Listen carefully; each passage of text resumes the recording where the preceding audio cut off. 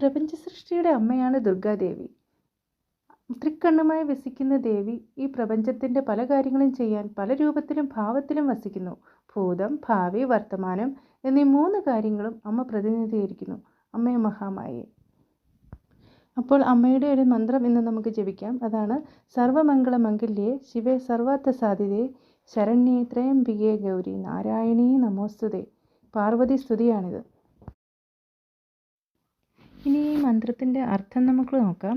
മംഗളമൂർത്തിയായ ശിവന്റെ പത്നി, സമൃദ്ധിയുടെ ദേവി, ഞാൻ അവിടുത്തെ പാദങ്ങളിൽ നമസ്കരിക്കുന്നു. ഹേ ത്രിനേത്രൻ്റെ പത്നിയായ ഗൗരി ദേവി, വെളുത്ത പീതവർണ്ണമുള്ള പാർവതി ദേവി, നാരായണൻ്റെ സഹോദരി എന്നാണ് ഇതിൻ്റെ അർത്ഥം. ഈ അമ്മയെ ഞാൻ നമിക്കുന്നു. ഇത് പാർവതി ദേവിയോടുള്ള ഈ പ്രാർത്ഥന വളരെ ശക്തിയുള്ള പ്രാർത്ഥനയാണ്.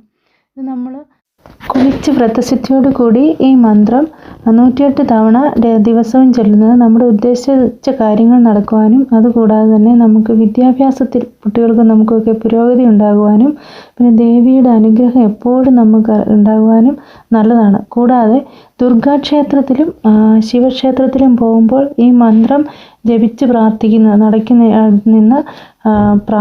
വളരെ ഉത്തമമാണ്. ഞാൻ ഇതിൻ്റെ ശക്തി അറിഞ്ഞ ഒരു വ്യക്തി ആയതുകൊണ്ടാണ് ഇത് ഞാൻ നിങ്ങൾക്ക് വേണ്ടി പറഞ്ഞു തരുന്നത്.